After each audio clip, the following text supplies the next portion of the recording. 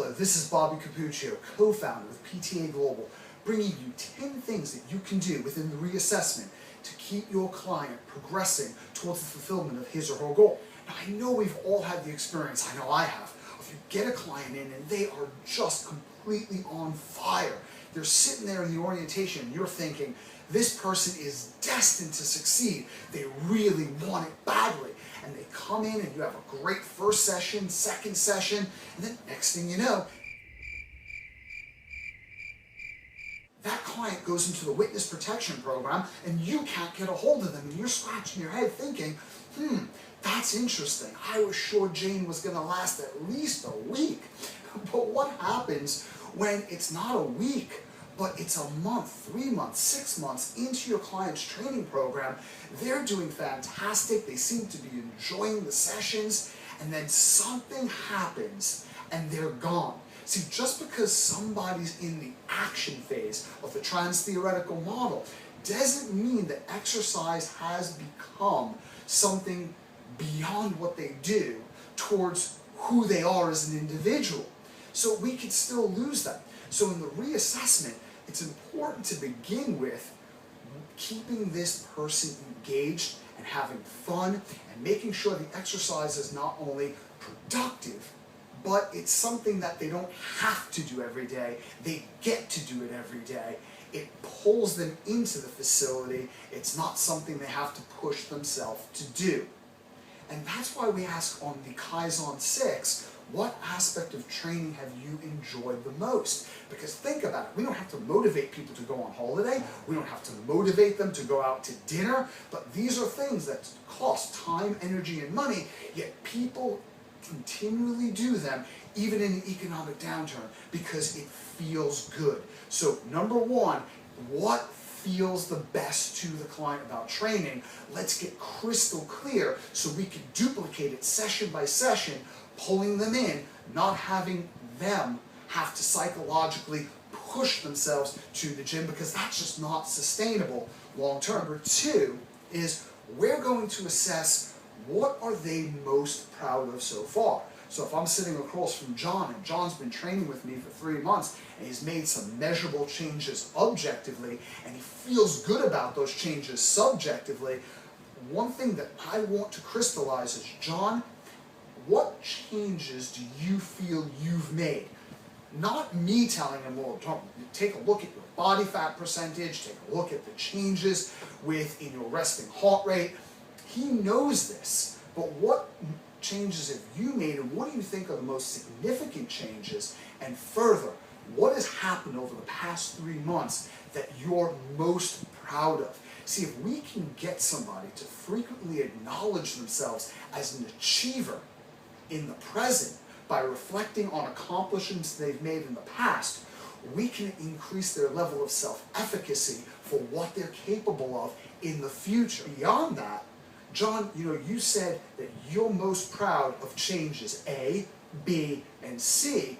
What attributes or character traits do you feel are synonymous with the type of individual that's been able to make those changes through exercising not just your body, but exercising your volition consistently?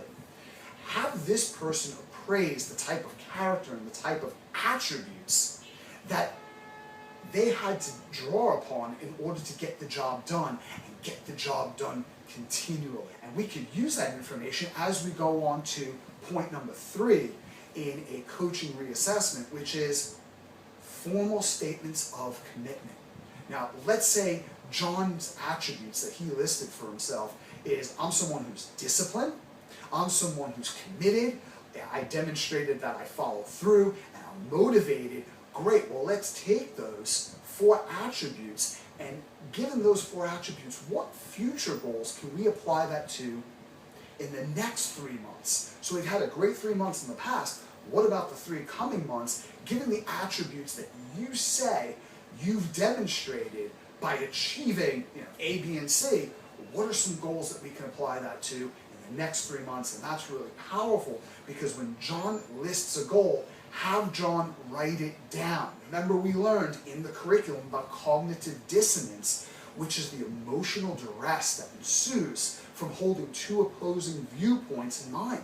So if John writes that goal down, he's committed to it. It's undeniable. It's right there in his handwriting. He's going to be more compelled to follow through. And the more he follows through, the better the reputation he builds with himself, and the harder it is to stop and go back to where he once came from. Is that making sense? So now let's take a look at number 4, which is relapse. John, has there been any times over the past 3 months that you've not really performed according to expectation? You set out to do one thing, but something happened and you did something completely different. This could be John didn't show up to the gym. This could be John went off of his diet. Now, if there was an activating event or there is a specific point of relapse, we need to ask John, what do you think that means? Very important. Martin Seligman calls this explanatory style. Now, if John says, well, that means, you know what, I always do this, I'm not disciplined, I just have no willpower, that's a problem. Because if John feels that it's personal, this is something that reflects who I am as a human being, it's pervasive, you know, it covers all instances, no exceptions, and it's permanent, something that he cannot change, well, he's likely to get discouraged and give up. So if he says that, the first thing you do is say, well, where's the evidence that you do this all the time? What areas in your life, John, are you able to either do what you say you're going to do, or in the rare instances where you don't do what you say you're going to do, you get right back on track?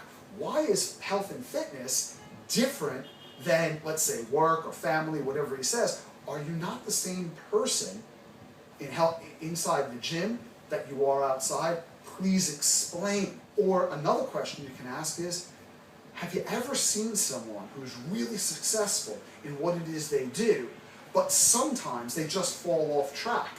If John's a manager, say, what if one of your employees who's an A player, superstar on your team, who 90% of the time, 95% of the time, does exactly what he or she needs to do, slipped up one week? Would you tell them that that's a reflection of who they are and ignore all the other accomplishments they made? So if John says, well, this means this, and it's a negative explanatory style, one question we can ask is, what else could it mean? And in the future, what happens if we relapse again? What can we do to get ourselves back on track and not let it hold us back? And now the 5th component actually feeds in from the 4th component. Let's identify what the environment has been that's caused our relapses, rare as they might be over the past few months. So a couple of things we're going to go over is, number 1, what is the emotion I am feeling when I have a relapse? So when I come home and I'm on my diet, but I rip open the freezer and I eat everything in there that's not chained down, 2 pints of ice cream, whatever it is, different people have their different trigger foods that they reach for. What is the emotion that I'm feeling? Am I celebrating? Do I do that when I'm happy and I just kick back? Am I stressed? Am I worried? Am I angry? Am I depressed? What's the emotion and what level of intensity? So if I'm worried because there's layoffs at the office and I come home, is it a level 10 worry where I'm not going to be able to sleep at night? Or is even the slightest bit of worry, like a level 3, is that usually enough to get me doing something that's really not in my best interest given my stated health and fitness goals? And what's the environment? Do I tend to be around my family, my friends? Is it in solitude when no one's watching that I reach for that ice cream or reach for that pizza, whatever it is? So now take a look. We have the emotion, the intensity, and the environment. The next question is, when you reach for that food, how do you want to feel? So if I'm worried and I want to feel comfort, what else could John do to feel the way he wants to feel without the use of food? It could be snuggling his kids and having a TV night or a movie night. When things get really stressful at the office, he can ring up and say, hey, listen, I'm going to stop off, or we can order from Netflix, whatever, and let's hunker down and let's watch a film today, because that gives him a sense of family support and comfort and security that he's looking for in the eye screen. The next thing we could do is identify some more short-term goals and how that plays into his long-term goals. That's number 6. And then we take a look at quick wins.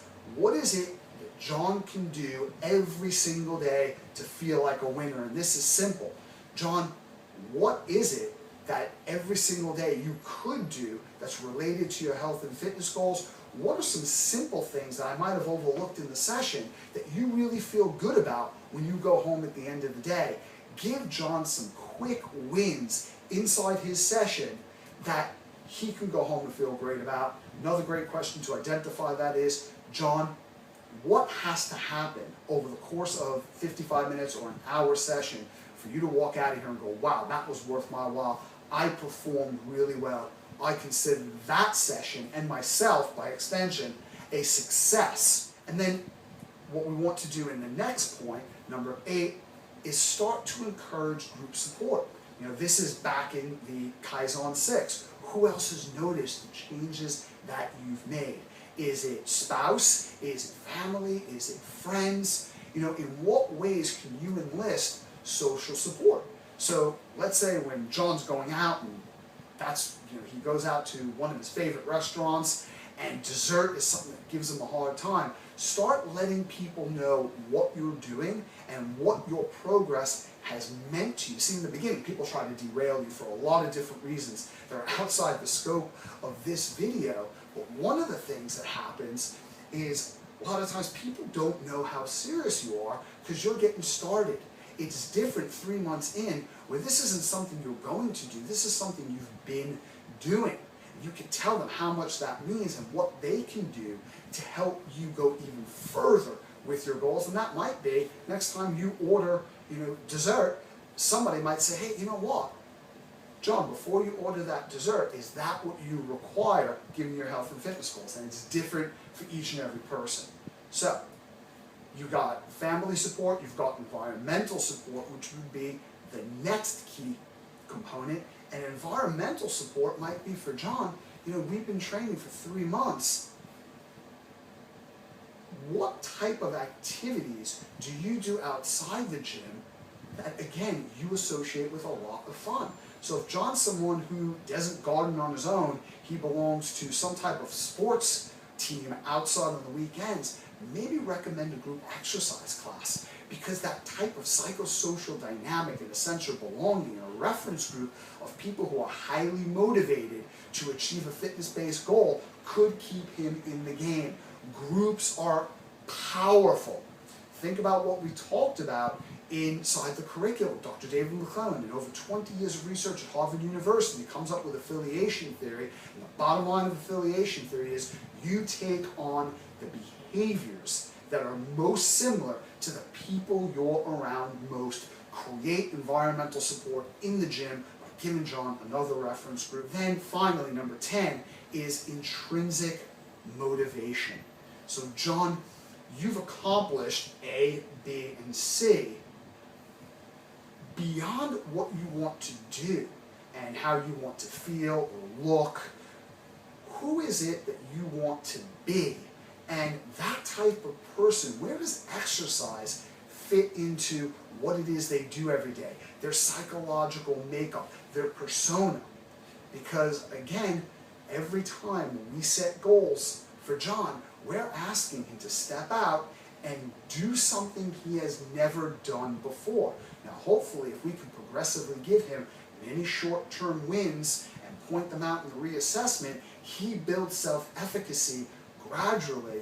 But if you're going to do something you've never done before, you must become someone you have never been before. And the powerful thing there is building vision, not just for how someone will look, how they'll feel, but how their life will be better, and even beyond that, how they themselves can be better and evolve into the best version of themselves through health and fitness.